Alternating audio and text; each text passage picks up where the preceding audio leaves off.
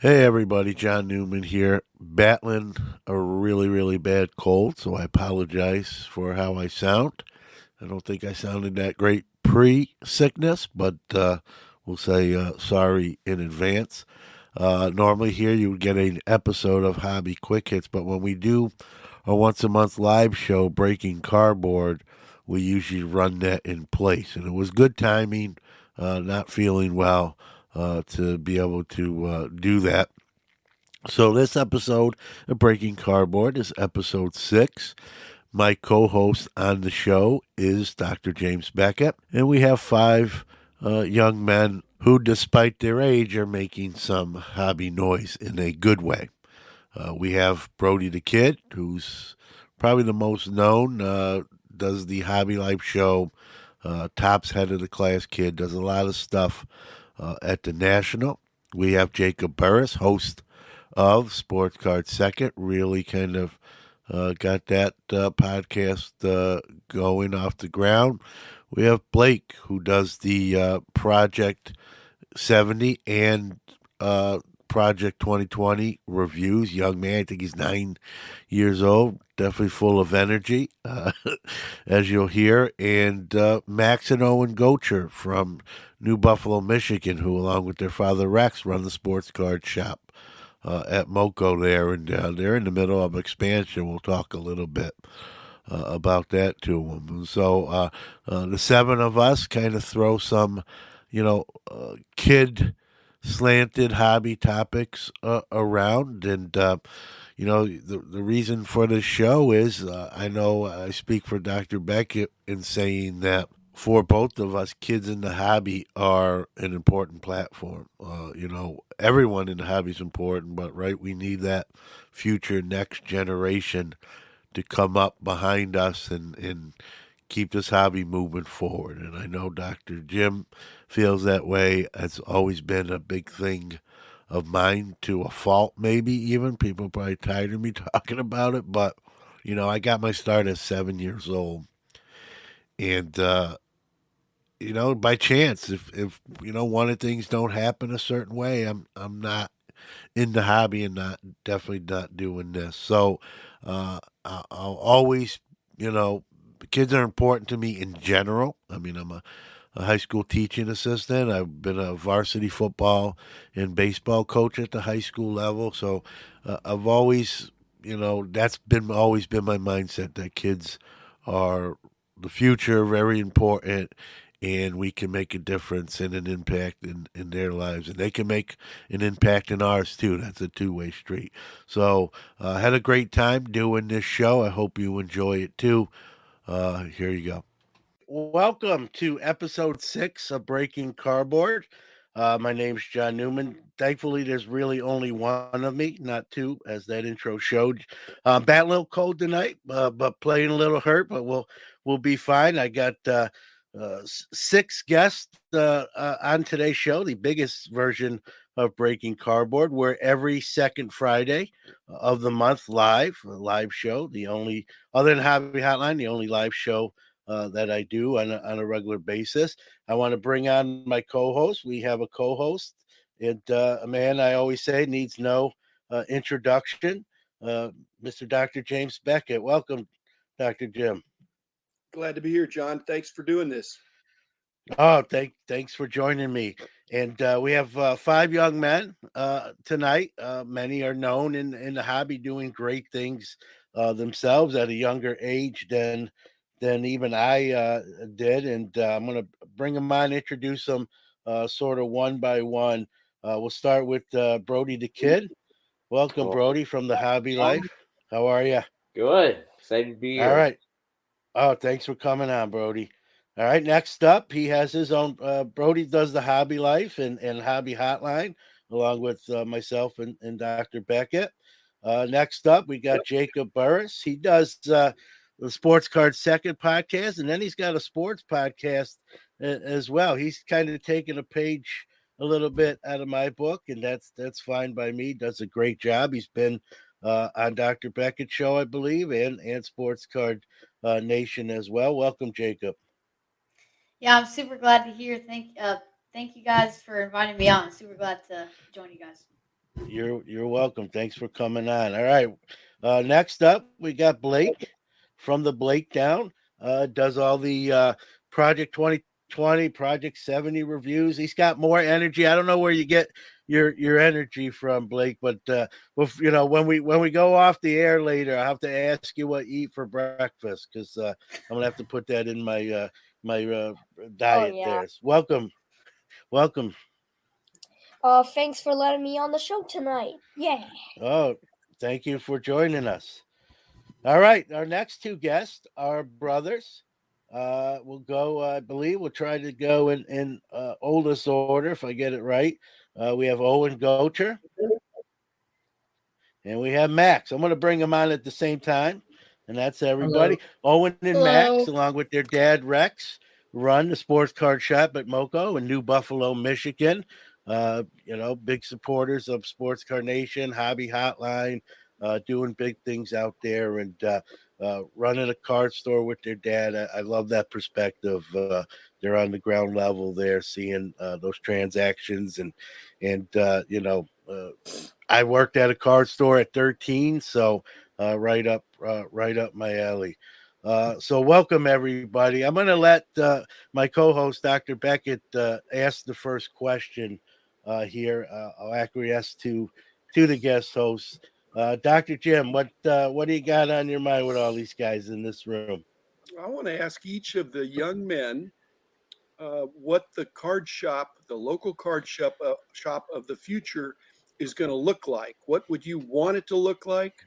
What would be appealing to you? Because we need to have more kids, and if they go into some of the current card shops, just wondering, as a young person, what do you want to own your own card shop? Do you want to? What would the card shop of the future look like from your perspective? Yeah. So. All right, you can go, Jacob. All right. Yeah. Go ahead, Jacob. So like we sort of seen this. I kind of enjoy what these shops have been doing. They've been putting in the card bars and stuff like that. I really like that.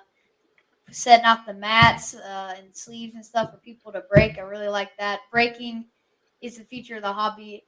Unfortunately, I don't love breaking, but it is going to be the future of the hobby the way the boxes are. But I like how the shops are implementing breaking into their shops, and they're just modernizing it. Some shops near me, they're still the '80s shop style, kind of a boring shop, just kind of stuff everywhere, But we got we got Moco down here. I mean, they're doing great things, and and we got my local card shop, Kentucky Roadshow. Jimmy Mahan, Oh, yeah. love that dude. He's doing great things with his shop as well. So that's kind of what I'm seeing as the future of card shops. Well, something with Kentucky Roadshow, when Tracy Hackler joined us on Hobby Hotline, I actually asked him on my show this same question, like, what do you see at the card shop in a couple of years when Fanatic starts doing all this stuff? I really think that the future of card shops is going to depend on like what Jacob said. Like he said, like there's some card shops where it's like the old 80s style, stuff everywhere, stuff like that. But I'm seeing a lot more card shops around me where they've got TV set up, arcade games for the kids in case they're just there with their dad, they're not into cards or they're not old enough yet and they're playing arcade games. I really like too, like you mentioned, breaking. A lot of times you can see the studios and back, or a lot of times they're breaking while you're there.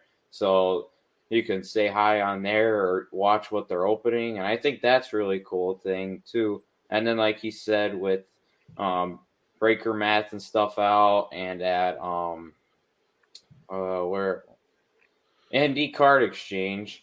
When I was there, they have the Jordan table, and it is so cool. They glued down. I don't remember exactly. It was a lot of Jordan cards. I know that for sure, and including his Fleer rookie, all onto a glass table, and that's where everybody rips their products. I got to open a bunch of packs on there. So I think it's stuff like that, cool stuff. I love memorabilia in shops, especially jerseys hung up. I think is my number one favorite thing to see in memorabilia. Um, and yeah, the dollar bins I still want around. It's gonna get harder though as we go along, I think, but hopefully we can continue with that. I'm gonna have Max and Owen go last since they're already sort of doing that stuff. Like I said, Blake, what do you want to see from the card stores as we move into the future? Um, I would say card stores, some of them, some unique ones, sooner or later, probably some might have, like maybe stations where you could open packs with maybe the workers or something like that. Um, there would probably, like, others said, you guys said, um, maybe some more arcade machines, more because more kids might come into the hobby, and they might just want to do something where they kind of, brainstorm on what they want in the store. Because all kids and adults that go into a card store have to think on what they want to buy because there's so much stuff in them.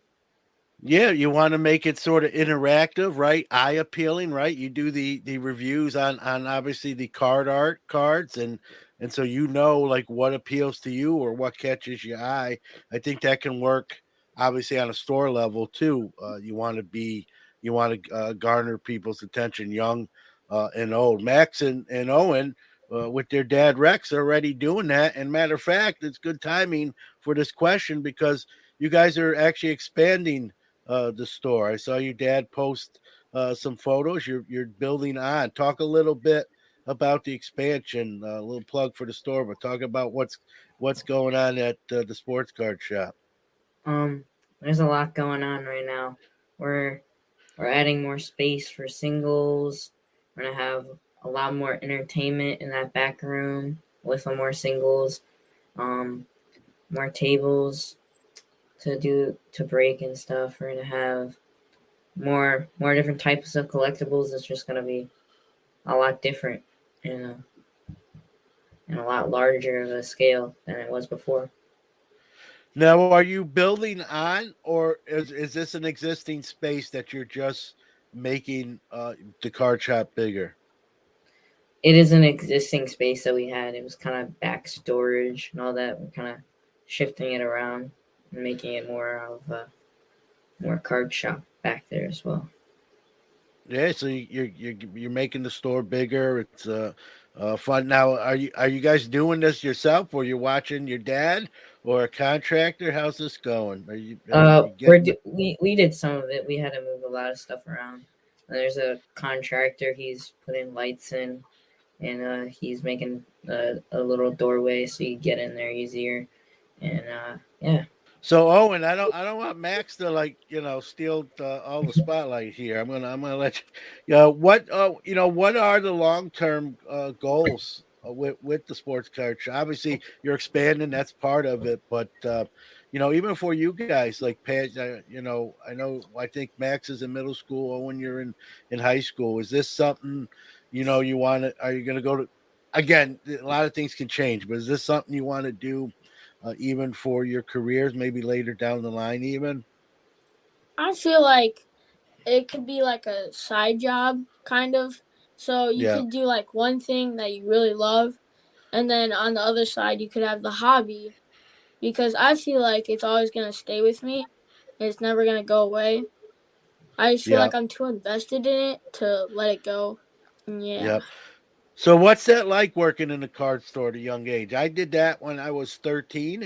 I was already there a lot. That's probably why the owner of the store just said, "Listen, John, you're here so much. I might as well just have you work for me and pay you." I think I just bugged him into a job. But for you, this is a family business. What's that like? Is it what you expected? Is it better than you expected? Is it a little more work than you kind of envisioned at first? So there's some flaws to it, but mostly it's super fun. Well, there's some things I don't like to do, like taking out the garbage or or like vacuuming or cleaning down the tables. But there's so much fun perks to it. Like sometimes we open up damaged boxes since we don't want Yep. to sell those to the customers. And then Yeah. sometimes we get free cards if we worked well instead Yeah. of our paychecks. So that's always a big plus. So It's just Max, super fun. what's it like working for your dad? Is that tough? Is he like, do that? Does he give you like a list, Uh, the do it's list? it's fun. We always go there. We have our little setup routine that we always have. We Then he gives me like a list of tasks to do, and after that we work on like ideas for the shop and stuff like that afterwards. Pretty fun. And then we see if we get any customers, and we make some sales there, and we pack up and go on our way. It's pretty Yeah. fun. All right, guys, I'm going to ask the second question here. We all, it's old news almost now, except we got a new wrinkle recently. We all know, Fanatics got the licensing in baseball, basketball, and football. When that news first broke, it was baseball first, and I'm an old guy from Brooklyn, New York, so Tops to me is all I've really known in the baseball space for Dr. Beckett. Same, very similar. I don't want to say all we know. We had Donruss, Fleer, Score, Upper Deck, but Tops really was always been the leader, the front runner, and it was for me. It being sentimental was kind of shocking. I'm sure I don't want to speak for Dr. Jimmy's here, but I'm sure that was a little bit different for him too. That he's known Tops, for almost 70 years, and that's how long they've done it. And so it was a little bit I don't want to say scary, but it kind of little rattled my system a little bit. I'm sure for Dr. Jim it was a little surprising as well. But you guys come from a different perspective, being younger. You don't know Tops in the same maybe vein that myself and Dr. Jim did. What are your thoughts on Fanatics and that deal? And now we know they've acquired Tops, and I hear a lot of people sort of wording it almost like they merged, and that's incorrect. Fanatics has acquired and bought Tops and owns that intellectual property. What are your thoughts, from your perspective of kind of this change in who's doing the cards, even though Tops is still obviously going to have continue on under Fanatics umbrella. Well, I think it's going to be interesting long road. Obviously, this isn't going to be something that starts instantly. Fanatics has already done stuff with the card market. They did have exclusive Prism basketball blasters on their site, Contenders football, and a couple other ones I think too. So they've done stuff with Panini before. I think this is something where we look at it, and I think Josh Luber is going to watch Tops and what they do for the next 2 to 3 years, kind of see what mistakes are there, kind of see what he likes, and then he will go from there. That's what I think, because I don't think he can go right into this and like blindfolded almost. I think he's going to watch and he's going to keep the employees he likes, and get some new ones if he thinks he needs to. But there's so many what ifs to this scenario. There's so many what ifs. What happens to Panini? What happens to Upper Deck? There's so many what ifs on what could happen. But I think it could be really good for the hobby. I mean, Fanatics is like the hugest memorabilia source around in the whole world, really, to be honest. Um, yeah, it's interesting. I mean, when I was on Hobby Hotline last week, after the news broke, we were talking about it, and Texas Card dude Brad brought up a great point about how when Pixar bought Star Wars, they were not very happy about that, but it turned out to be pretty good because Yeah, that expanded it to Marvel, and there's Disney Plus, and all this new stuff came about it, and that we'll see. Something might happen that people might not like at first, but it could turn into something really good. well, there's millions of collectors, as we all know, So you're not going to make everyone happy. I think that's par for the course.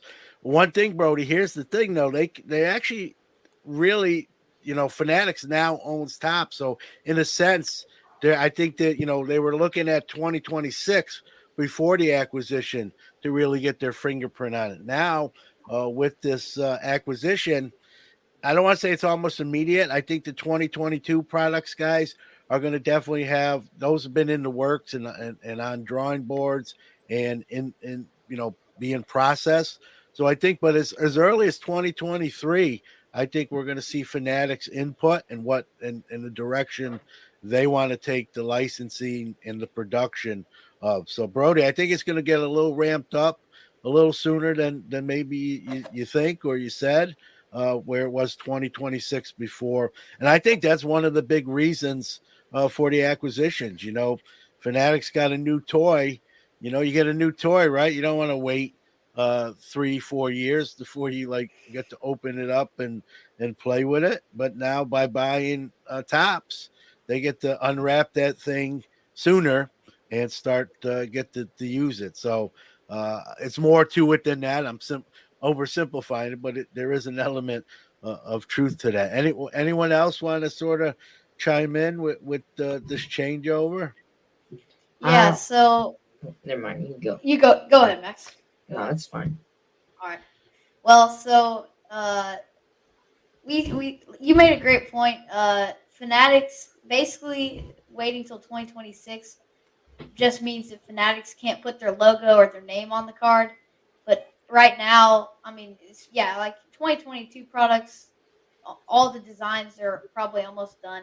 They're probably working on printing like right now. So 2023, like you said, there's definitely going to be Fanatics fingerprint in there. If you listen to my podcast, or honestly, a lot of the podcasts that appeared on Dr. Beckett, Sports Card Nation with John, we discussed I do not want Fanatics to buy any companies. I wanted them to start from scratch in 2026 with all the licenses and see what they could do with that. I wanted to see a fresh start, new designs. If we're going to have a long contract with Fanatics, let's make it a legacy with brand new designs.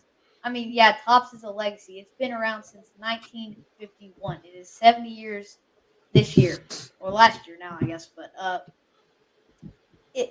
I understand why they did it because Topps is a legacy, but I wanted them to create their own legacy, and they did not do that. So, come on, Josh, what you doing? Well, I think Jacob, they're gonna listen as the controlling interest, right? They get the nix or approve anything they really want to do. I mean, they might, the people are coming, the staff's coming over for Tops. A majority of them probably will. There might be some that don't make that transition, but they work for Fanatics, so they can come up with whatever ideas. And there's a lot of smart people that are going to be in that room.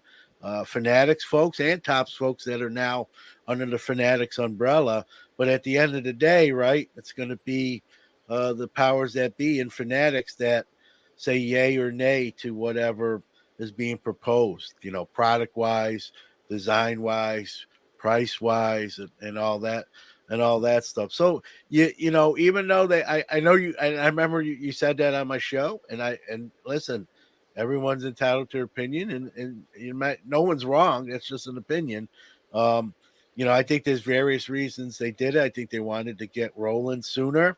I think they wanted access to production facilities that would have been more difficult, maybe to procure without doing that, transaction. So, but at the end of the day, whether it says Tops or Fanatics Tops or Tops Fanatics, I think it's going to have Fanatics as the owner of the product. It's going to be their product, just with that collaboration, if you will. Max? I think it's gonna be interesting to see. We haven't had something like this in a while, a very long time. So it's gonna be pretty cool to see what's gonna happen. I'm excited where it's gonna go. I mean, they're already experienced in the sports world with memorabilia, selling NBA licensed jerseys, all that type of stuff. They've even sold sports cards sometimes. So I think they're going to be pretty experienced. And since they are, like they said, they did buy Tops, so they could be studying them and figuring out how it would work. So I'm pretty excited to see what's going to happen. Yep, I got to ask Blake. I know you're a fan of the card art. That obviously was Topps' baby. Now Topps being, in a sense, owned by, not in a sense, they are owned by Fanatics. Are you concerned as a fan of that product? Are you worried that it's either going to change or maybe not exist? I'm not really that much worried. So Tops has been running really good. Right now they're doing really good. The thing I just really hope doesn't happen is Fanatics changing anything like the logo of Tops and stuff, because I like its original style. And Yeah. if anything does change, I'll try to adjust to it and stuff. And yeah, um, Well, I think they're going to continue. I mean, that's been even though it's had its bumps in the road and some complaints and issues, I think it's overall it's been a success for Tops. I think it'd be interesting, Blake, to see what I think Fanatics continues it, but I think you're going to see some changes with it. What those are, I don't know. I'm just playing, armchair Fanatics here, but I think they're gonna change that product a little bit in some way, whether it be price point, how many come out each week, or what have you. One of the ideas I said on my show for down the line, I think there's a lot of those come out each week at that $20 price point. Gets a little bit overwhelming. What I like to see them do, and I know people don't like redemption cards, guys. I mean, I feel you, but even have like some numbered card art cards appear as like redemption cards in products. So you're opening, Topps Chrome basketball, right? And now you get a redemption card for number to 100, Blake Jameson, LeBron James card. I'm just using that as an example. And you got to, obviously submit your redemption, and then they mail you that card art card in the mag type, just kind of what we're accustomed to now. But now it's not something everybody can buy. You've pulled that redemption card, and it has a little bit more exclusivity for the individual who pulled the card, and only 100. So I don't know if they're going to do that. That's just an idea off the top of my brain. Every once in a while, it works, but I think they're going to do something different than what Topps is doing with it, and because they can. And I think there has been some warts with that project, especially after the success of Project 2020. Top 70 has had some issues here and there. So I think Fanatics is going to try to continue it. It might be called something else, but they're going to probably change some of the things. I expect some changes there. Anyone else? We're going to let Dr. Jim ask another question, but anyone else want to chime in on the whole Fanatics topic? Well, I had one thing that Max said. He did say that this transition hasn't happened in a long time, but because this hobby is kind of booming right now, people don't really realize that we did have this transition just 10 years ago.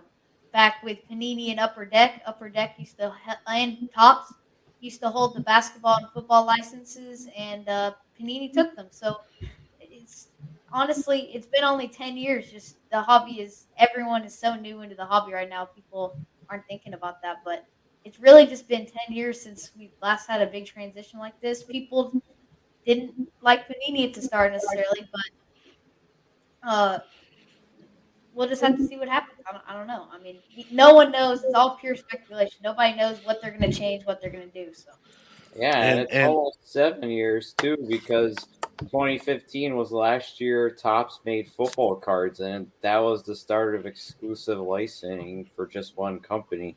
I think one of the most interesting things to see out of Fanatics buying Topps is what happens with companies like Panini and Upper Deck. I feel like Panini will be interesting to see if they try to make unlicensed cards for the three sports, but they also just acquired WWE, so they now own UFC and WWE, NASCAR, Fortnite, and I think something else I can't think of off the top of my head.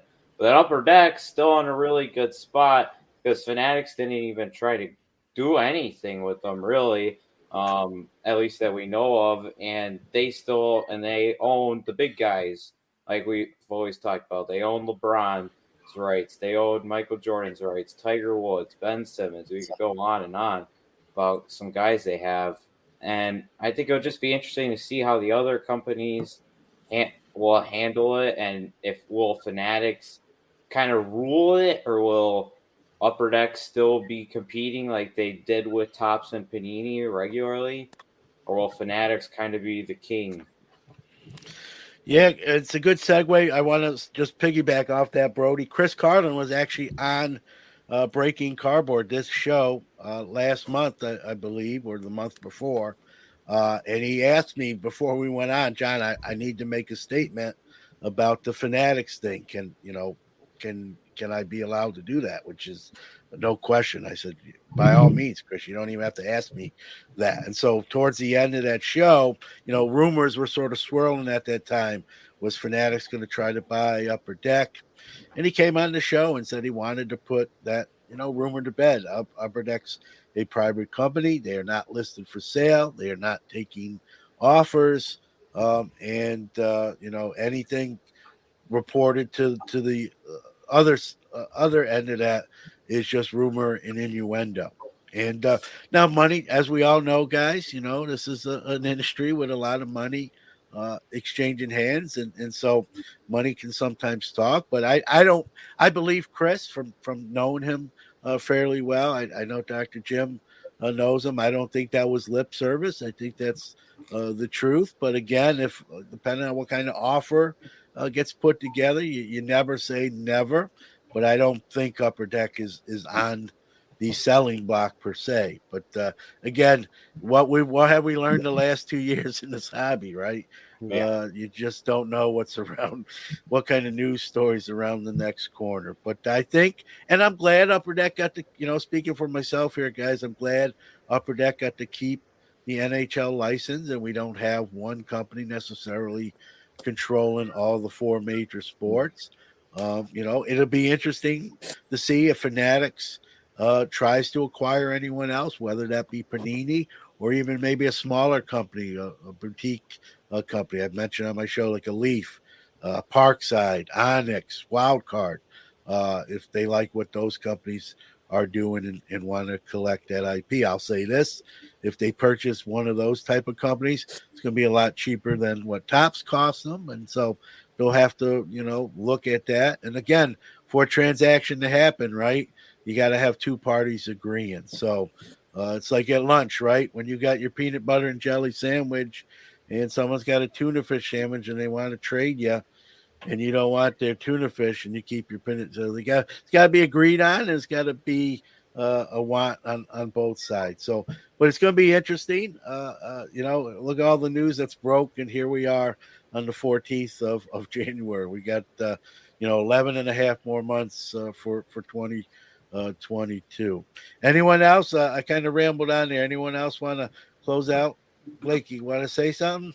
So when you talked about Upper Deck, I was thinking if Fanatics really wants to do something with Topps, they should probably do hockey upper class, and maybe some Michael Jordan with upper class and hockey upper class. Well, they can't. They can do hockey stickers because Topps owns the sticker license to do NHL stickers, but Upper Deck does own that the players and the league license. So Yeah, and Michael Jordan said he was never going anywhere besides Upper Deck. He's definitely not leaving there. No. Yeah, so the only way it's wishful thinking. I appreciate it, but I think the only way Topps or Fanatics / Topps is going to do hockey other than stickers is they're going to have to acquire for now acquire either Upper Deck or get the licensing the next time it's up in the air for someone else to get it. So, but But it seems like the NHL likes Upper Deck. I think that Yeah. I don't yeah, think the NHL is gonna Yeah, Upper Deck. money just talks.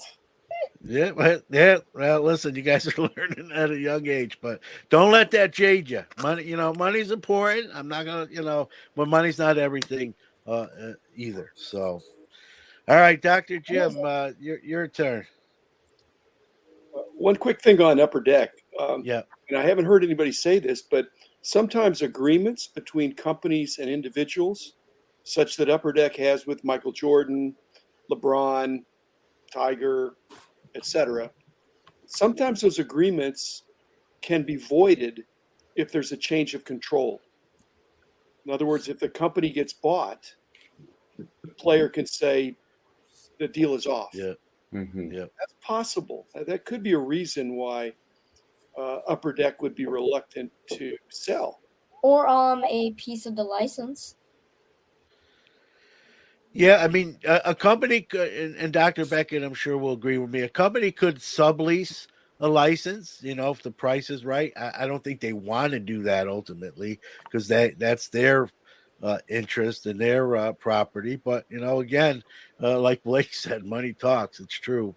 But Upper Deck would probably be more likely to sell the brand than to let's say, Fanatics make hockey cards 1 year. Let's say they're more likely just to sell. So I don't foresee that. Chris Carlin was on this, like I said, very program and was very adamant and stressed that please, whatever you're hearing, that's not coming from us.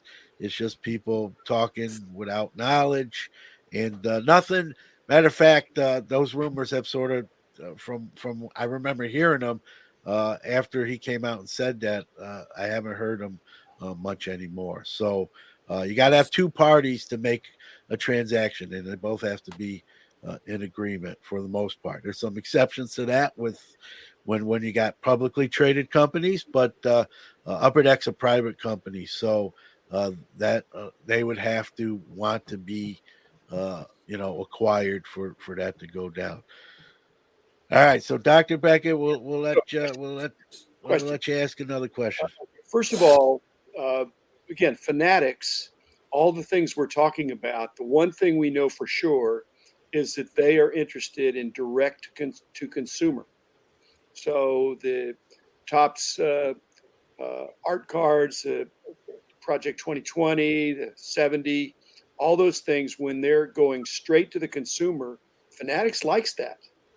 In fact, so then the other thing that's scary is that they probably like redemption cards too, because John's idea, because that means you, the consumer, then have to send your address to Fanatics.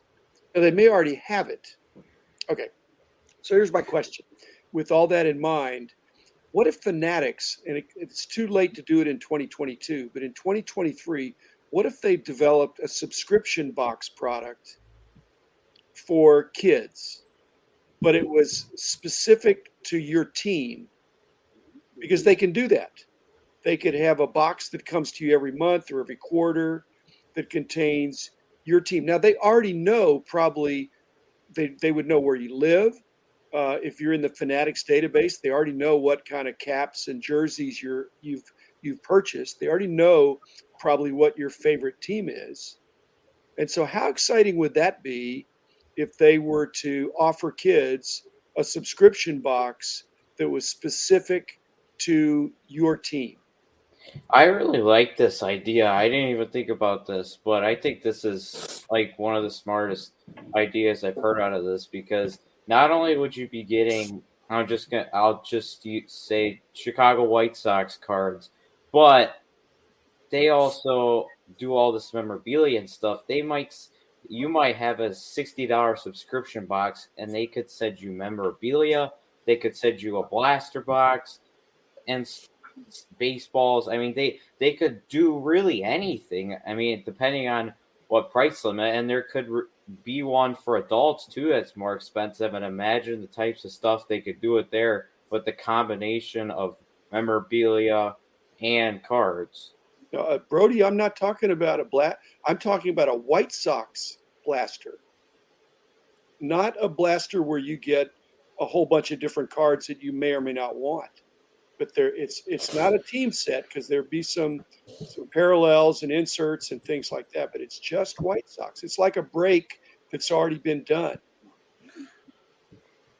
Yeah, I see what you're saying with that. Like, Memorabilia.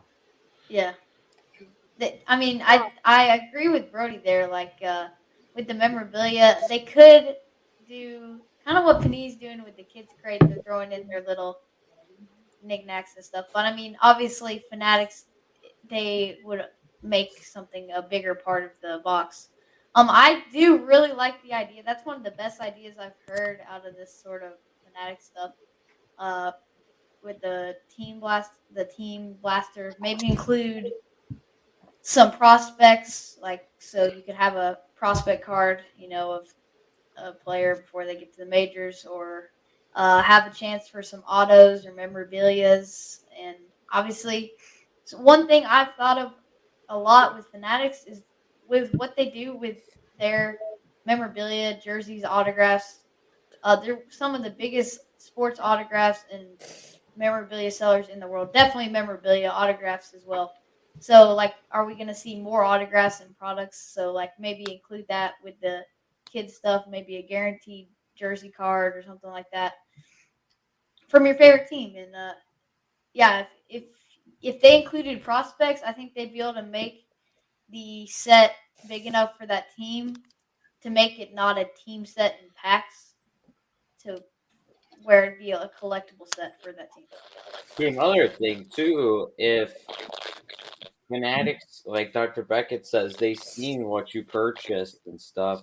If Blake goes on there and buys all the Blake Jameson cards on there, they might be able to include some special Blake Jameson cards. That's another option.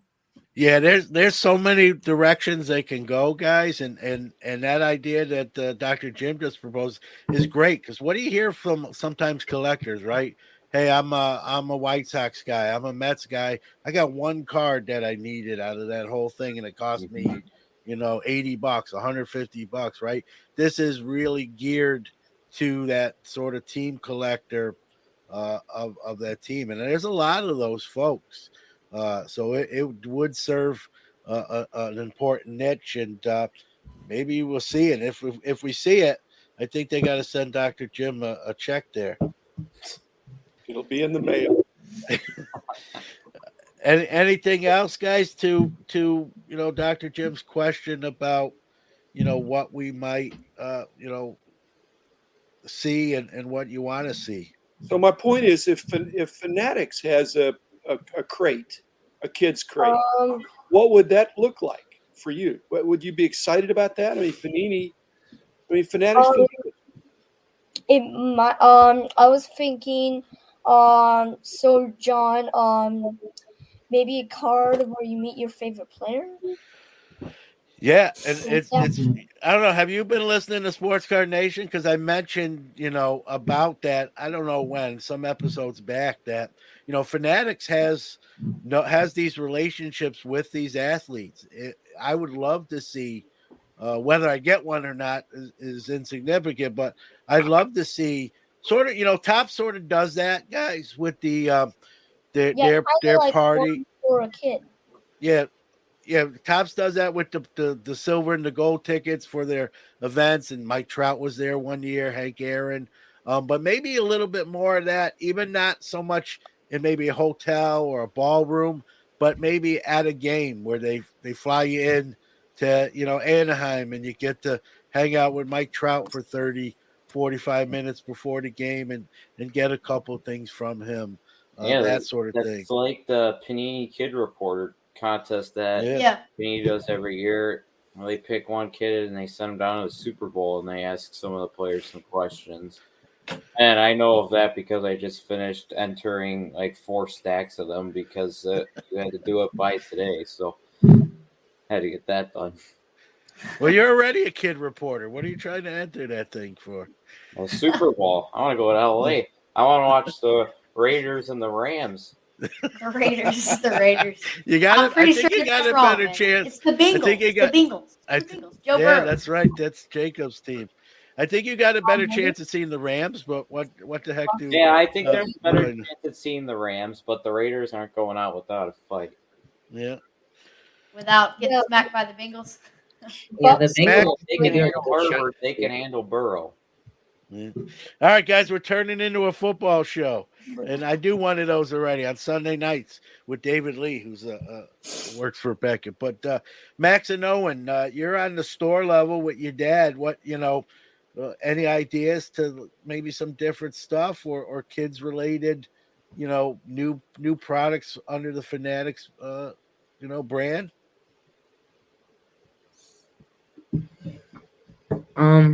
I think it's gonna be cool. Like I said, there's not much to it.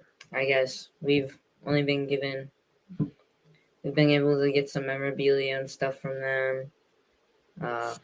They've done card sales a couple times, stuff like that.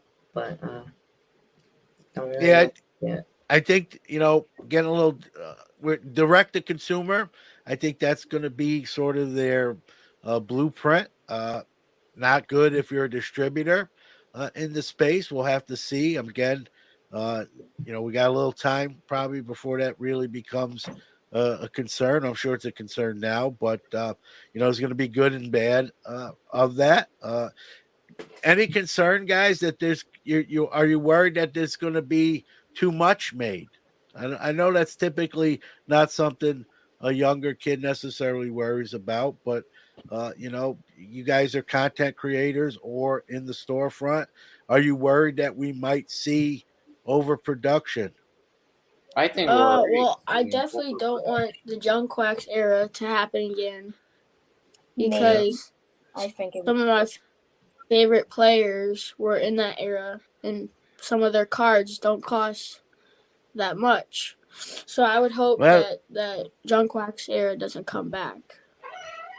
Yeah, well, there's pluses and minuses to that. Like you said, sometimes it makes those cards a little bit more affordable. But I think generally people sort of frown upon overproduction. It's hard to tell a lot of times. A lot of times we speculate on overproduction. We don't really know. We just kind of feel something, or it's a hunch or a gut feeling. Unless a product has a print run, but usually if a product has a print run, right, what is it? It's usually more limited. So we'll have to see. Let me say one thing. You get a copy, you get a copy, you get a copy. Yeah, what about, what, Blake, you bring up a good point there. Like, why might we see sort of a limit? Let's say they do go to a direct to consumer model. So I log in on my computer and I can get 2 boxes. Dr. Jim logs on, he can get 2 boxes. Brody logs on and he can get his 2 boxes. I would like that. I don't have a problem with limits. We see what happens with stuff on the shelf at Walmart and Target, and people wrestling each other or taking the whole display out, and it gets kind of physical and anger. People get angry if they go to direct to consumer with sort of a limit. That way one person can't put in their cart 1,000 boxes of Topps flagship, let's say, or Topps Fanatics flagship, I should say. I'd be for that. At least it's fair. If you have a friend that don't want their 2 boxes, that's a way to get maybe a couple more boxes, but it probably should be limited. But again, that's easier said than done. People can just sign up with different emails. It'd have to be more of a IP sort of track. And I'm not a computer whiz, so I don't want to talk like I'm one. But if they could do interesting for breakers though, direct to consumer like that, like how will the distributors be involved with direct to consumer? That's another interesting thing to look at. Well, maybe Fanatics starts sort of a breaking end of things where they have a sign up where they, almost they become the distributor, and they have breakers apply to get product. And in a sense, they're sort of an in-house distributorship of their own products, and maybe breakers, like you said, Brody, maybe breakers where I can get 2 boxes and you can get 2 boxes. Maybe a breaker can get that case rather than us. If they're vetted, they're approved, they're on the up and up. Maybe they have to put a deposit or whatever way they choose to go. So I'm not opposed to that. I mean, I think we all, just in hearing you guys and what I'm saying and Dr. Jim, I think we just want to sort of have some fairness, whatever the protocols are and whatever direction they go. Just sort of have maybe a little bit more transparency, a little more fairness with how people get the get the product, and there's nothing wrong with that. I mean, if fairness is important and a good thing, and it builds trust, right? It builds trust. They're a new brand in the card space, even though they dabbled in it a little bit prior. They're going big into it now, and so if they can build that trust early, that'll go a long way for that contract for as long as they have it. I mean, so one thing to add real quick, you mentioned overproduction and should we sort of have caution with that? Well, we should be having caution with it right now because we're overproducing. Prism, guys, Prism silvers, like there's so many. They're the pop report on the Zion Prism silver. I mean, there's just so many of it. I mean, in Prism is considered like not a base level product. I mean, the refractor should not have 10,000 on a PSA 10. I mean, that's just insane. And then 2021 tops, like, is the most junk wax set I've seen since 1992 tops. I mean, it's pretty overproduced. So I mean, Fanatics hopefully will make. I mean, I don't want them to make things too limited. I mean, tops should be an overproduced product, but not as much as it is right now. No, great points, Jacob. I don't think anyone likes overproduction, but and I know Dr. Jim will probably agree with me. They also have to be, they have to make enough product where they can be profitable too. It's sort of a balance. It can be a fine line. They don't want to make not enough, and it becomes a loss. So they've got all those equations they got to work. It's not just printing cards out. Obviously, you guys know it's paying the players to sign the cards they do, the jerseys, the production, all that stuff starts to add up. So they got to try to find that balance where they can be profitable as a company and not sort of flood the market, as Jacob kind of used Prism for an example. We're at the 51-minute mark. I got another question I want to ask to everybody in this room as young men and kids. When you go to a show or you go to an LCS, do you feel you as a younger hobbyist, do you feel like you're treated fairly, or yes or no, and why or why not, and what would you like to see maybe different to be better if you feel like that's not the case? I I feel 100% do feel like I am at card shows or my local card shops, especially my local card shops, because I've gone to them for so long and a lot of them know what I do. But at card shows, they definitely do because I mean I'm like pretty tall. I'm probably the tallest person in this room besides maybe Dr. Beckett, but um, I think a lot of times, like if I have, like a lot of times the shows, I'll have my branding on, or I might have my Brody the Kid backpack with me, and I think sometimes people kind of realize that I do stuff in the hobby, but I do feel like that they respect it because I mean there's some kids I know on Instagram that aren't even on this panel that just are crazy into cards like all of us, but there's some kids that have some crazy, crazy cards for being 13, 12, 11. Does anyone feel, do any of you guys, and be honest, that's how we get change, right? By being honest and talking about it. Does anybody ever felt, whether it be at a card show, at a card store, even online, has anyone felt maybe overlooked, or because I'm young, I'm not my attention, or I'm not being treated the same way maybe if I was, 21 or 30? Does anyone ever felt that way? Um, You go ahead, Blake. Thanks. I just want to say, I got two things from the last things so far you've asked. I think they should, at local card shops, maybe sooner or later, they'll maybe add kids only section or something. So kids can pick out their own cards that they might like for more Yeah, kids. but then I'm out, Blake. What I'm Well, you got your own adult then section. my feelings get hurt. I And then the second thing is on the line. Sometimes adults don't really treat you that much fair on Instagram and stuff. So Yeah, I can see that. Social media can be a harsh place. I think we all know that. Even adults to adults. Let's be honest, right?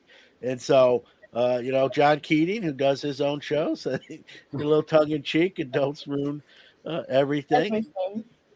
Well, But I just had an occurrence of this the other day on Instagram too.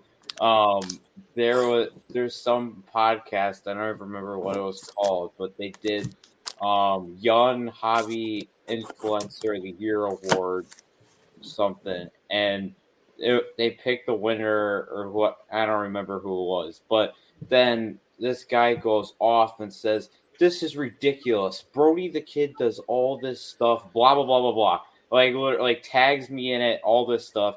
And like the show responded, and they went like back and forth like 4 times because the guy was like so mad that I didn't get picked. And I like didn't even know what to respond. I was like, "Thank you very well, much for trying to get me to win," but yeah, but that's how really, you respond, Brody. You let others take up your sword for you. And I think that's the biggest compliment you can get, is when someone else says, "Hey, you left this guy out," or yeah, you overlooked this person. That happens, and when we talk about players, when we rank players, like yeah. you weren't fair to this guy, or he should be in the Hall of Fame, and he shouldn't. Comment from Daniel Busby here, which I think is relevant. He says, "I'm an adult and I get treated different than someone that has a lot of money. I can't imagine being a kid. Not all dealers, but there's a lot." And I will tell you this, guys, as someone who sets up at shows still as a dealer myself, and the shows I do, I don't know the other dealers very well. I don't want to say they're my buddies, but I have even saw myself.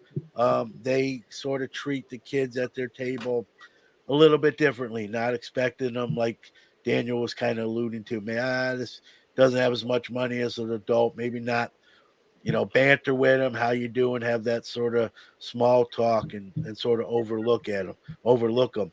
Something I've done, guys. I did my first show at 15 years old. Something I do.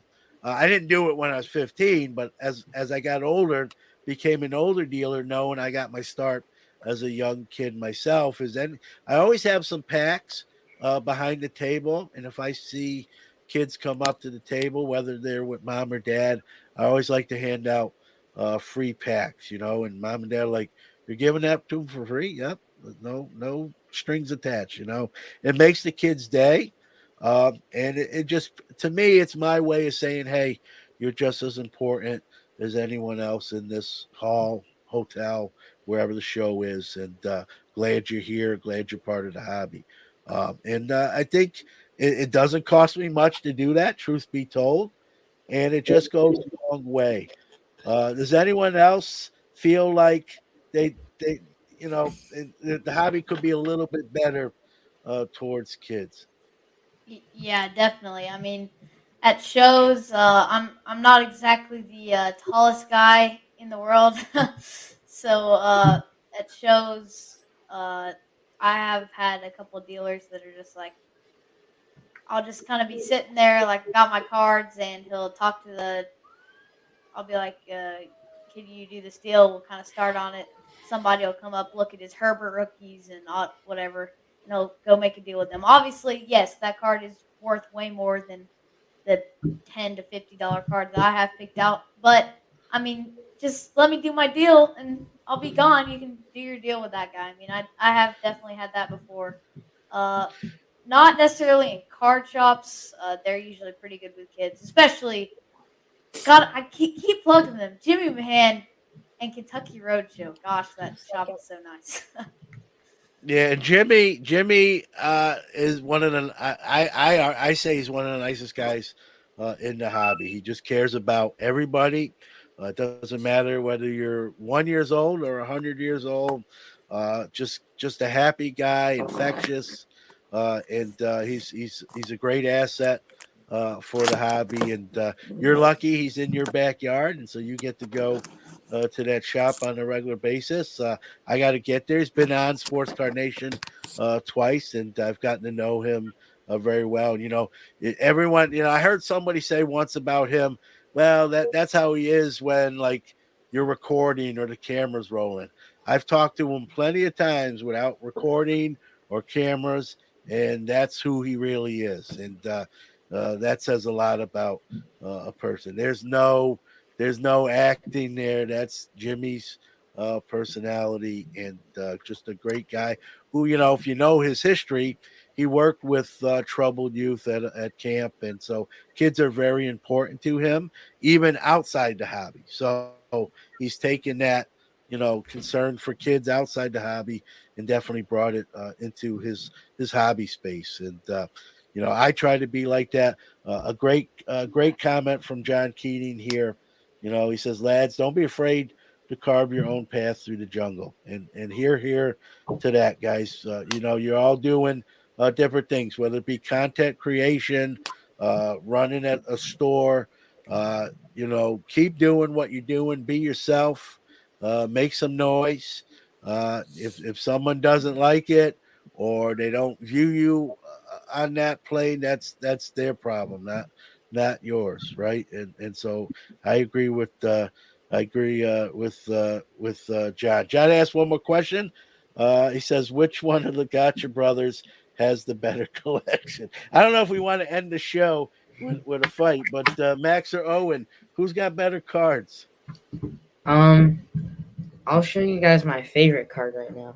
I PC Dwayne Wade, Carson Edwards, all that, and I got this one, and this one's really cool to me. It's a Dwayne Wade autograph from Prism. Auto, yep. I thought it was pretty cool. And that's the thing. That's a great point too. I mean, that's got some value, but also, guys, don't, having an expensive card is a great thing, but collect what you like. Don't worry so much about what it's worth all the time. Obviously, when we open stuff, we want to pull, something really nice. But even if you like a card and it's a couple bucks, there's nothing wrong with that. Don't, that's something I see too, is people put too much sometimes emphasis. Oh, that's not worth that much, but don't worry. So I just want to ask you guys something and Brody something. Okay. All right, hurry up because we're we're past the hour. We're gonna get Dr. Jim in trouble. I just want to know this. Go ahead. So, how tall are you, Brody? My brother's 6 feet tall. We were talking about earlier, how some tallness. I'm about 5'11". Pretty close. And last but not least, I just want to say, I'm making my own cards. If you guys haven't heard, for Project 70, they're all charity. So are you guys gonna buy some? I'm just asking. Well, take a look. He is right. Money does talk. he's Literally. he's like a carnival barker. No, but listen, for charity, I would definitely look. In worst case scenario, we'll get something. What's the charity? Do you know? I'm releasing one very soon for 9/11. It's gonna go to the money. The money's gonna go to children that lost their parents as first responders in 9/11. And right Right. now, I'll tell you a little secret. I'm making another charity one. It's for like about actually like 1,000 families that lost their homes in Colorado from Yeah. wildfires. Yeah. Well, I love that, Blake. And Fun and listen, then. as a New York City kid, 9/11 hits very close to me. I don't know what you're doing. I know Card Killer. I don't know if he's still in the room. Card Killer was in the room. He said hello to everybody. There's a lot of card artists. I know you probably know some of them, Blake, already from what you do. I Maybe know even Card Killer. reach out to some of those guys. Those guys love philanthropy, love giving back. Maybe do some coordinated effort with them. They have a lot of following. Not that you don't, but just the more eyes on whatever the product is to get to the money for those charities. Don't be shy to reach out to a Blake Jameson, a Card Killer, whoever. I'm just using them to as an examples, and say, hey, this is my idea. I want to do some myself. Can't they? You'll be surprised the answers you'll get, and people love to help out. And even if even if they just advertise it for you, whatever. Just you don't get a no till you ask the question, right? So don't be shy. I know you're not, and see if you can get some others in this niche, the card art involved. I mean, card killers from Brooklyn like me, so that 9/11 one will be right up his alley as well. So It's I right up urge you my to. alley too because I'm a history buff. So Yep. So I applaud you for thinking about other people, especially at a young age. Some adults Thank could you. probably take a page out of that book as well. Yeah. One last. Hey, so No. yeah, Blake, it's kind of happened with me. Like, don't be shy. Just send an email or a DM. Like with John Newman, Dr. Beckett, Brody the Kid. Just because I ended up emailing John Newman, I got invited onto the main stage at the National Duo podcast, and because I emailed John Newman, Brody the Kid, Dr. Beckett, I'm here today. So just send an email. You'll be surprised. Did I expect a return email from any of those guys to a little known? I was before these guys. I will say I was averaging 15 listeners a show, and I'm not going to say what I am now. It's a lot more than 15 listeners a Yep. show. So just And send an that's email, a DM, whatever. Yeah, communicate, guys. Don't let your age deter you from what you want to do or how big you want to grow or in what direction you want to go. And again, talk to others. You'd be surprised how many people will help you. I try never to say no as long as I don't have to. And, I know Jacob just thanked me and Brody, and I'll just speak for myself. That's great. I appreciate it. But I'm always good at answering emails and trying to help many people. And here, one of the reasons we're doing this show tonight is because how I feel about kids in the hobby. I know Dr. Jim feels the same way. So, Dr. Jim's a busy guy. You don't have to do this tonight with us, and here he is, and so I know he cares and tries to be as helpful as his schedule allows as well. But you don't get, always ask. The worst you can get is a no, and probably a polite one. If you get a no, it's going to most likely be someone saying, hey, I'd love to do it. Just on that date, I have something, and so reach out, get others involved. It's the hobby community. I don't have to tell you guys this. You know this already. Is a great one. For every bad person, there's 1,000 great people doing great things that would love to collaborate and help. So, guys, we went. We're an hour and 7 minutes. Okay. Go One ahead. If someone has any last word. quick things. Jacob, we could probably team up someday, okay? And Brody, we can also team up. All of us. and we could all probably have a party at the National.